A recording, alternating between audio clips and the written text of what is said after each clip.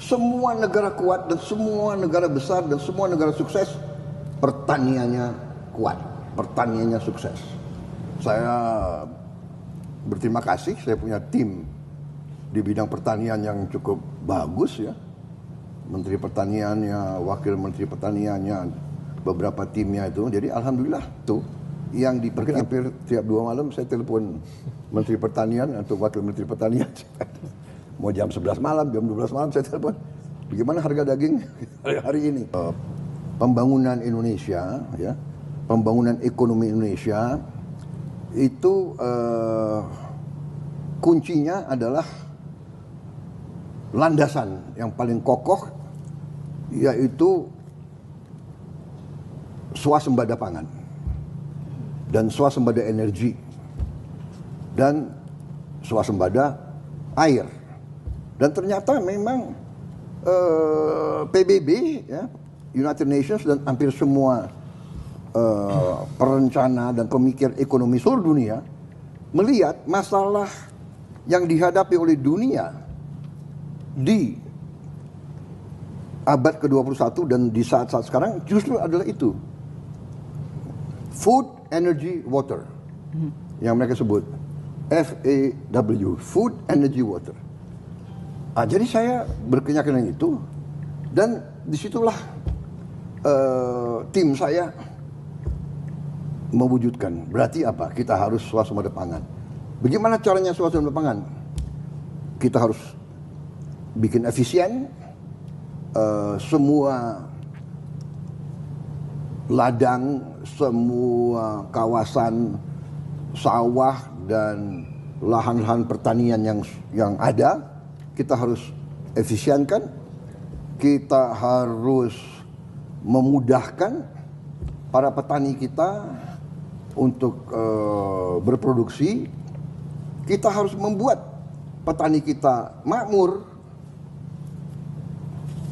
Karena perkembangan 30-40 tahun menunjukkan bahwa anak-anak petani banyak yang tidak mau jadi petani lagi, meninggalkan desa-desa karena merasa bahwa kehidupan petani kita itu identik dengan susah, dengan miskin.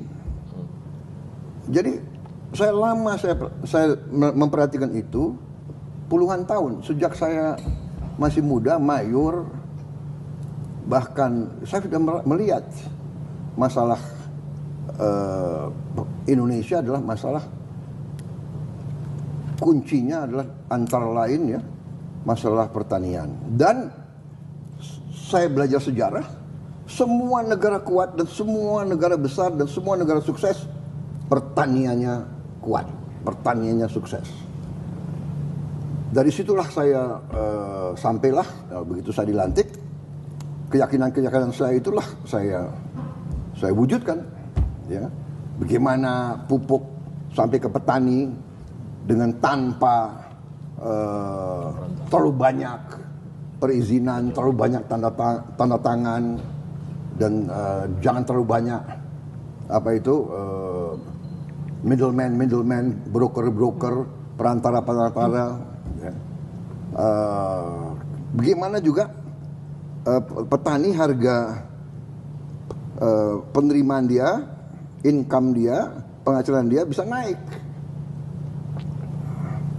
Jadi ini fenomena puluhan tahun di semua negara agraris, sering petani itu korban daripada sistem yang tidak membela mereka. Jadi kalau panen kan produksi banyak, pengusaha itu mau neken, mau beli dengan harga semurah-murahnya.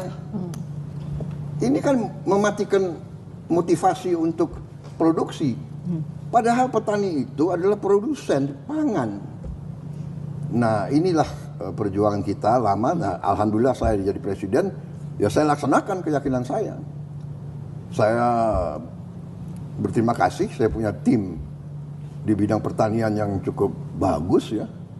Menteri Pertaniannya, Wakil Menteri Pertaniannya, beberapa timnya itu. Jadi alhamdulillah yang diperkirakan awal tahun 2025 ini krisis beras, Ya. Alhamdulillah kita berhasil mengatasi. Dan yang harus kita perhatikan, tetangga-tetangga kita krisis beras, kesulitan beras. Itu satu. Jadi apa yang kita capai dalam 150 hari sebenarnya sangat banyak. Saya sendiri juga kaget. Terus terang aja ya, dengan kecepatan, dengan hasil-hasil yang kita lakukan. Dan ini saya harus katakan ya, bahwa ini adalah hasil kerja keras tim saya, kabinet yang saya bentuk.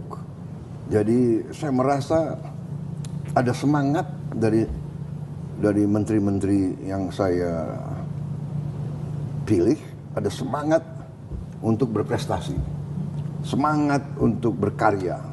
Jadi saya merasakan itu, sehingga banyak sekali yang kita bisa capai. Pertama, khususnya menghadapi Lebaran ini dan Ramadan ini, bulan Ramadan ini, saya merasa sangat terkesan.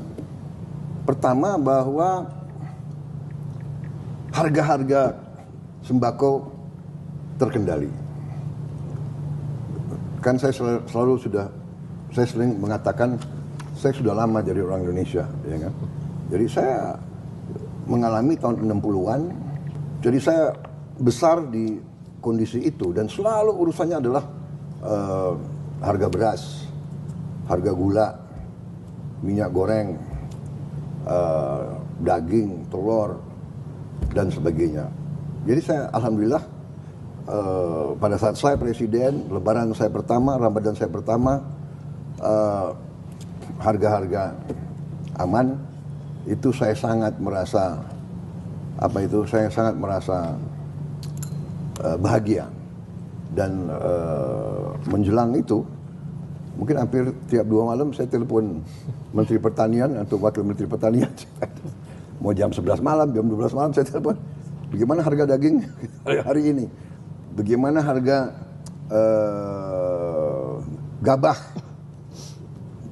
gabah kering panen berapa?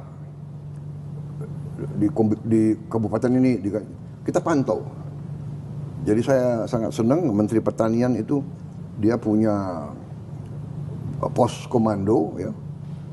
Dia pantau seluruh daerah. Laporannya masuk. Ada dashboard ya. Ada ya, itu. Dan saya pernah datang pagi-pagi, saya sidak, mereka lagi monitor semua kabupaten dan sebagainya.